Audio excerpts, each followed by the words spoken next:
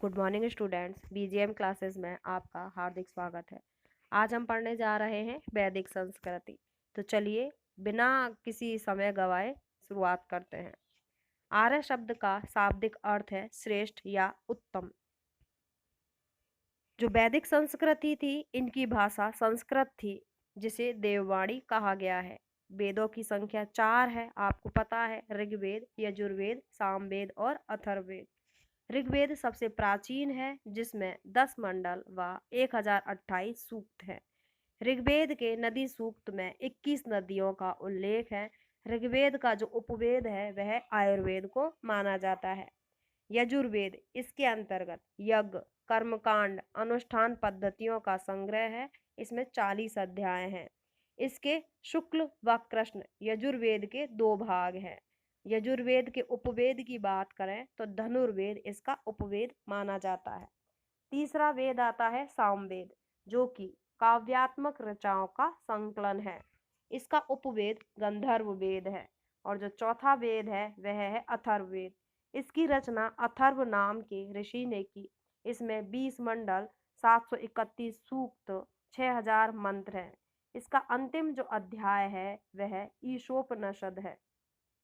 इसका जो उपवेद है वह अथर्ववेद या शिल्पवेद के नाम से जाना जाता है। जो वेद हैं इनको अपौरुषेय तथा संहिता कहा गया है। वेद के 4 भाग हैं: संहिता, ब्राह्मण, आरण्यक और उपनिषद। 6 वेदांग हैं: शिक्षा, कल्प, व्याकरण, निरुक्त, छंद और ज्योतिष। 18 पुराण हैं, जिसमें सबसे प्राचीन पुराण मत्स्य पुराण है। पुराणों के जो रचयिता हैं वो लोमहर्ष व उनके पुत्र उग्रश्रवा को माना जाता है। अग्नि पुराण में भारत को जम्बू द्वीप कहा गया है। समुद्र पार के भारतीय प्रदेशों को द्वीपांतर कहा जाता था। एकम सत्य विप्रा बहुधा बदंती, यह जो उक्ति है वह ऋग्वेद की है। तथा माता भूमि पुत्रो अहम पृथ्विया, यह जो उक्ति है वह अथर्ववेद की है। इस समय की सबसे छोटी राजनीतिक इकाई कुल हुआ करती थी। कुल अर्थात परिवार। तथा सबसे बड़ी इकाई राष्ट्र थी। ऋग्वेद के अध्याय में 8 श्लोक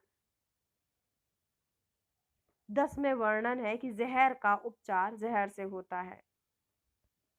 मतलब ऋग्वेद का जो अध्याय 8 है उसमें श्लोक नंबर 10, इसमें यह बात का जिक्र मिलता है कि जहर का उपचार जहर से ही होता है।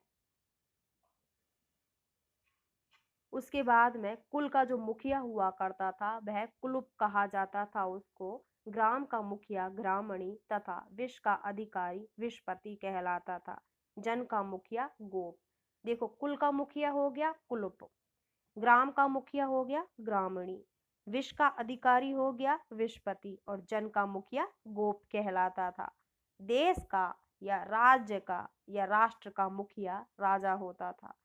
जनता द्वारा राजा को दिया जाने वाला कर बलिहृत कहलाता था। ऋग्वेद में वर्णित पंचजना, पंचजनों का ऋग्वेद में वर्णन मिलता है। वो पंचजन कौन कौन से हैं? अणु, यदु, तुर्वस, पुरु और दुह्य। पर ये चीज याद रखना है आपको कि पंचजन के अंतर्गत कौन कौन से नाम आते हैं? अणु, यदु, दुर्वस, पुरु और दुह्य। भरत जन के राजा सुदास ने रावी नदी के तट पर 10 राजाओं को हराया था। वैदिक काल में जो वर्ण व्यवस्था है वह जन्म प्रधान न होकर कर्म प्रधान थी। मतलब कर्म के आधार पर वर्ण व्यवस्था का प्रचलन था। ऋग्वेद के पुरुष सूक्त के 10वें मंडल में परम पुरुष से 4 वर्ण उत्पन्न माने जाते हैं। वह 4 वर्ण कौन कौन से हैं? ब्राह्मण, क्षत्रिय, वैश्य और शूद्र। 4 आश्रमों का उल्लेख मिलता है: ब्रह्मचर्याश्रम, गृहस्थाश्रम, वानप्रस्थ आश्रम और संन्याश्रम। ब्रह्मचर्य आश्रम की आयु सीमा कितनी है? 0 से 25। गृहस्थाश्रम की 26 से 50। उसके बाद में वानप्रस्थ आश्रम की 51 से 75 और संन्यास की 76 से 100 वर्ष तक। ठीक है। 4 पुरुषार्थों का उल्लेख है: धर्म, अर्थ, काम और मोक्ष। धर्म का अर्थ है सदाचार आचरण। अर्थ का अर्थ है भौतिक संपदा।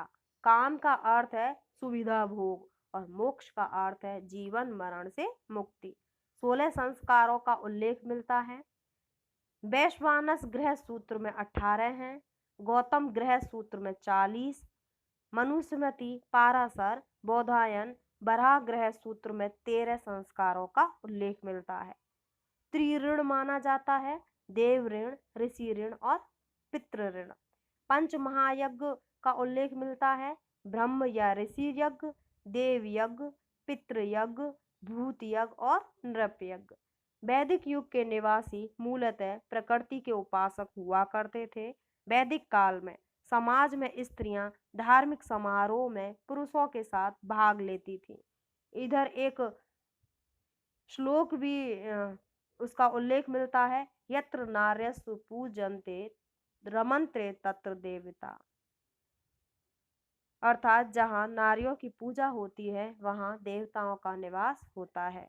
घोषा, अपाला, लोपामुद्रा, गार्गी, मैत्रेयी और गंधर्व संहिता इत्यादि महिलाएं हैं, वह वैदिक काल की विदुषी महिलाएं थीं जिनका जिक्र मिलता है। इन्होंने वैदिक ऋचाओं की भी रचना की। विवाह के 8 प्रकार माने जाते हैं। गाय जो थी उसको अघन्या अर्थात न मारे जाने वाले पशु के रूप में माना जाता था।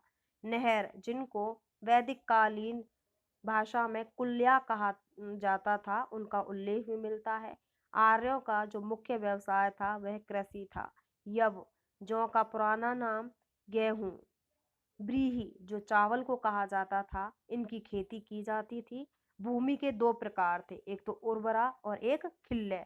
उर्वरा भूमि ऐसी भूमि को कहा जाता था जिस पर किसी न किसी का अधिकार हुआ करता था, और जो खिल्य भूमि है यह ऐसी भूमि थी जिस पर समस्त गांव का अधिकार हुआ करता था। बुनाई के कार्य को बयन कहा जाता था। बुनकर को जुलाहा तथा बुने हुए वस्त्र थे उनको बयून कहा जाता था। बुनाई का कार्य बयन, बुनकर जुलाहे और बुना हुआ वस्त्र बयून के नाम से जाना जाता था। धागे व सूत के लिए तंतु तथा करघे के लिए तंत्र शब्द का प्रयोग हुआ है। ऋग्वेद में मिशक, जो कि एक वैद्य जी थे, उसका उल्लेख मिलता है। व्यापारी वर्ग था उसको पणी कहा जाता था। सोने का जो सिक्का था उसको निष्क कहा जाता था। आर्यों के द्वारा खोजी गई धातु लोहा थी जिसको श्याम अयस भी कहते थे। उत्तर वैदिक काल में कौशाम्बी नगर में प्रथम बार पक्की ईंटों का प्रयोग मिलता है। यह चीज याद रखना कि उत्तर वैदिक काल में कौशाम्बी नगर में प्रथम बार पक्की ईंटों का प्रयोग हुआ था। उत्तर वैदिक काल में आर्य संस्कृति का जो केंद्र स्थल था वह गंगा यमुना दोआब क्षेत्र था। दोआब कहते हैं जहाँ पर 2 नदियों का संगम होता है, अर्थात 2 नदियां बहकर उस क्षेत्र को सिंचित करती हैं, वह होता है दोआब। तो कौन कौन सी थी?